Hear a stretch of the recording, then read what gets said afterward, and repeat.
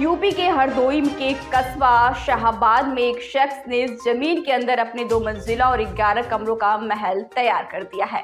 हरदोई के इस शख्स ने अपने हाथों से मिट्टी को काट काट कर लगभग 12 वर्षों में इस महल को तैयार किया है और भी अभी बनाने का प्रयास कर रहे हैं।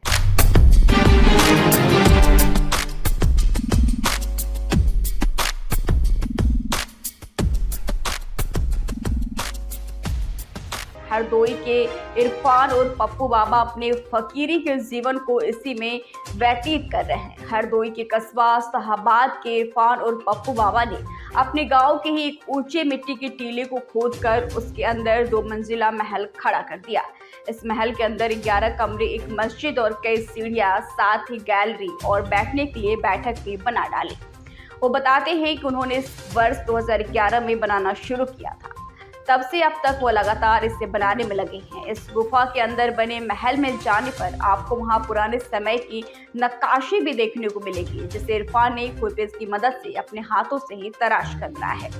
हरदोई के इरफान और पप्पू बाबा अपना पूरा समय इस गुफा के अंदर बने महल में बिताते हैं, जिसे उन्होंने अपने हाथों से खुरपी की मदद से बनाया है। वो दिन और रात हर वक्त यही रहते हैं, सोते भी हैं इसी के अंदर, केवल खाना खाने के लिए घर जाते हैं, बाकी समय वो यही रहते हैं।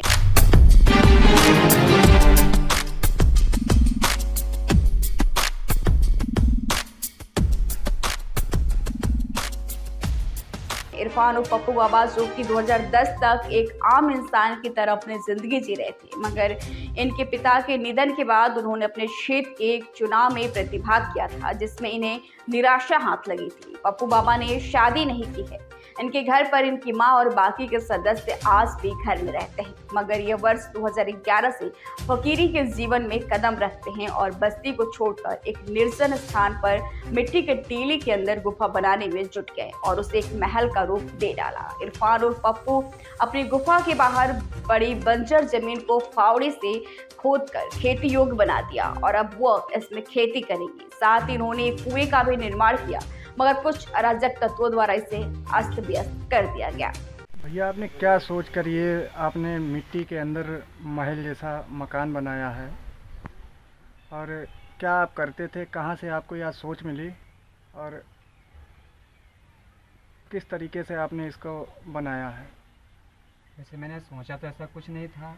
पहले मैं दिल्ली में काम करता था और दिल्ली मैंने 2002 में छोड़ दी थी। फिर मेरे पापा ने 2 मेंबरी के इलेक्शन लड़े।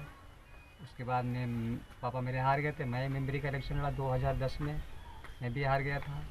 उसके बाद में मेरे कुछ मन में ख्याल आया कि मैं फ़कीरी अल्लाह से मांगूंगा, और फ़कीरी के मकसद से मैंने एक आस्थाना कहें, स्थान कहें या आशियाना कहें, मैंने इसको बनाया कि जहाँ पर मैं बैठ सकूँ, मेरे मेहमान आकर बैठ सकें।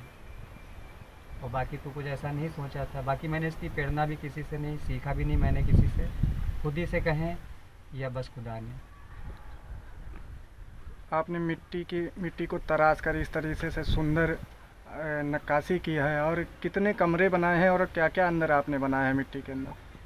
लगभग मैंने इसमें 10-11 कहें से छोटे छोटे रूम से बना रहे हैं, और एक मस्जिद का मैंने नक्शा बनाया है, एक काबे शरीफ का नक्शा बनाया है।